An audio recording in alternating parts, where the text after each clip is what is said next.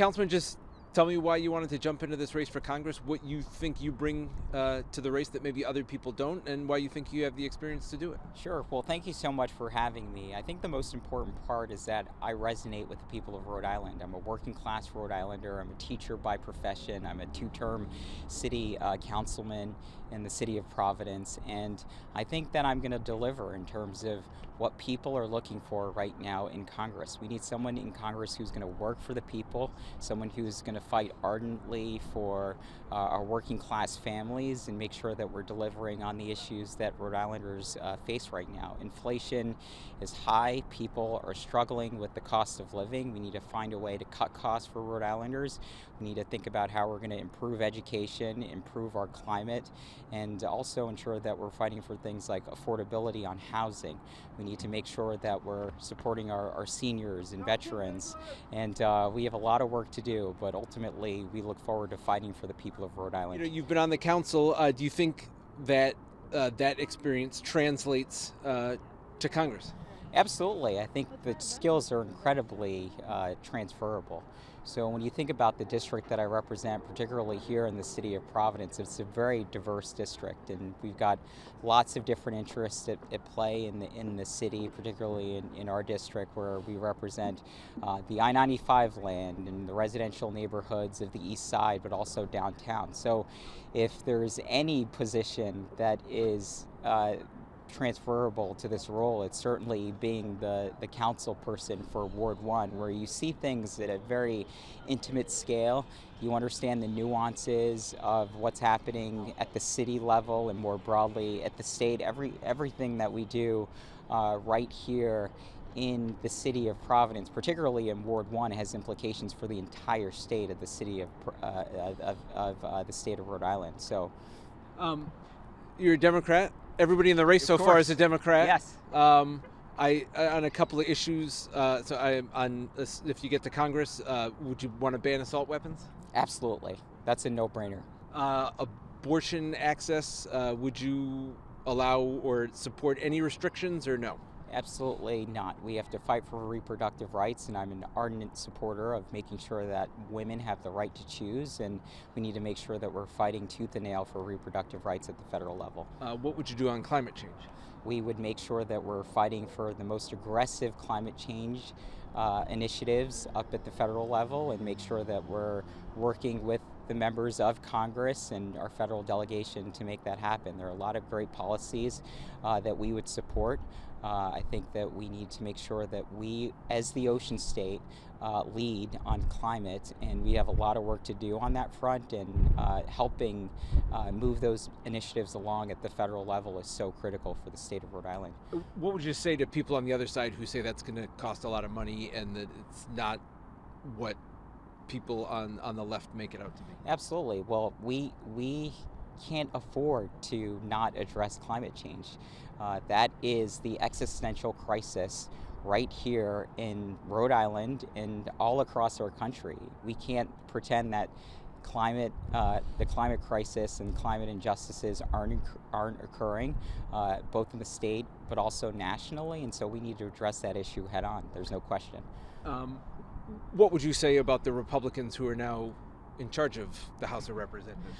I would say that some of them certainly need to get a grip on reality.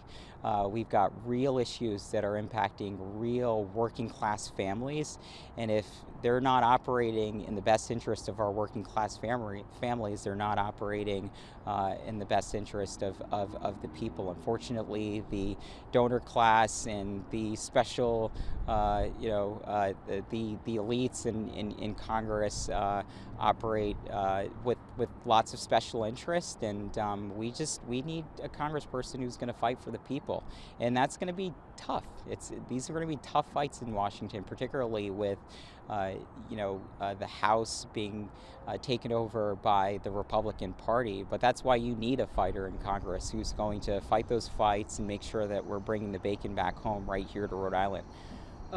As I mentioned, everybody in the race so far is a Democrat, and with the exception of maybe one, you all pretty much have the same positions and sound the same on a lot of the issues. So what do you think sets you apart in this race with a couple other people who have a higher profile? Sure. Well, I am not your typical politician.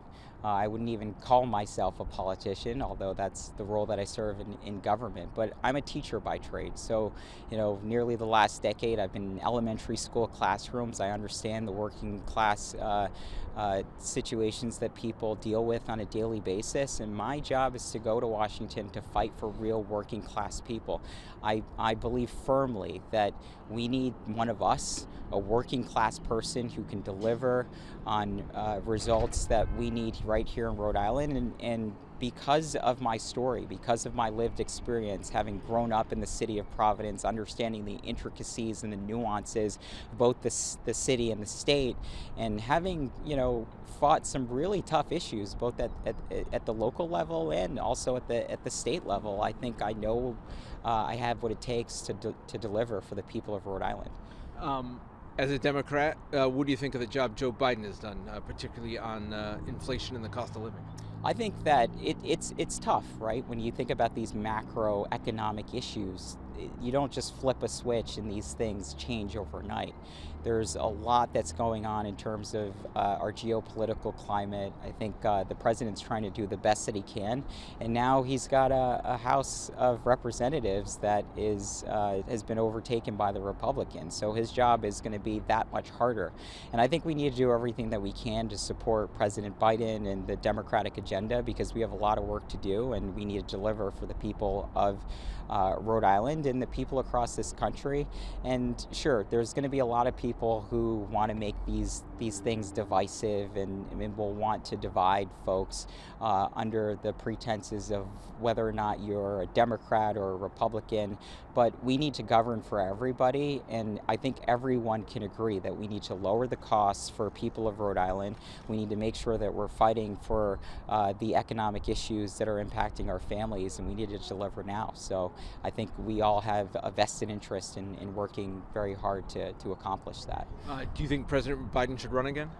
I think absolutely. I think he should certainly run again. I think that's not for me to decide, but I think he's got a proven track record of being able to win.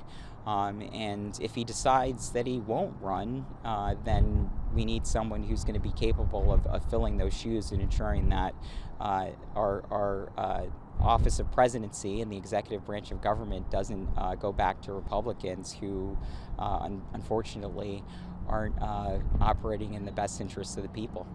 Circling back to a local issue, although it's a big national talking point too, and I asked Sabina Matos this as well. Sure. On the council, I know there was a lot of talk of defunding the police a couple years ago, and I know she said she wouldn't support a budget that didn't reallocate some of that money, and I think you were of the same mind on that. Where do you stand on defund the police and people who would paint you with that brush? Now, I support our police department unequivocally. There's no question about that. I have a great partnership with our police department, and we work with them day in and day out to keep our community safe.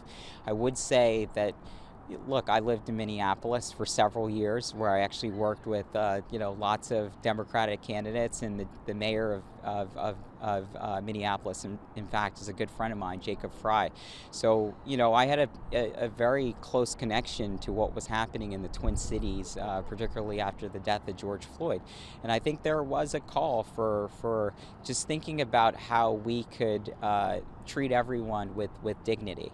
Now, I think it's crazy to think that we're gonna anybody out there who had visions of completely dismantling police departments. We need policing. There's no question about it. And policing is an important aspect of keeping our community safe. But simultaneously, and I think police officers would agree with you, police officers need to be focused on addressing violent crime.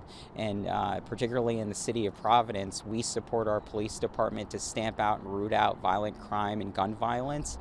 But also, it's critically important that the people who need support around mental health, behavioral crisis issues are being supported by the kind of practitioners who can meet them where they are. And police officers will agree that social workers are better equipped at handling people who are undergoing mental health crises, and a police officer should certainly be there to be helpful throughout the process. But we need trained practitioners who can deal with very specialized incidences like that. So I think what we were fighting for during that time was ensuring that we spent $100 million on policing in the city of Providence. We need officers who are walking the beat, supporting the community, knowing the neighborhoods, and I support our police department unequivocally, but it's also important that we're allocating critical resources to addressing mental health issues and getting police out of issues that they would agree don't necessarily need to involve them so intimately. So they can do the critical job of policing and ensuring that they're rooting out violent crime in the greater community. Anything else you want to add?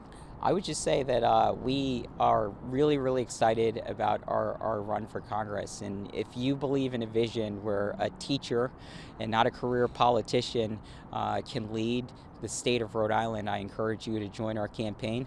It's johngforcongress.com. We have a very robust policy platform. We are reaching out to as many neighbors from Barrington to North Smithfield, all across the state of Rhode Island, to ensure that we can hopefully make a difference, have an impact, and hopefully get across the finish line and represent Rhode Island in CD1. So that's thank you for having me. Thanks, John.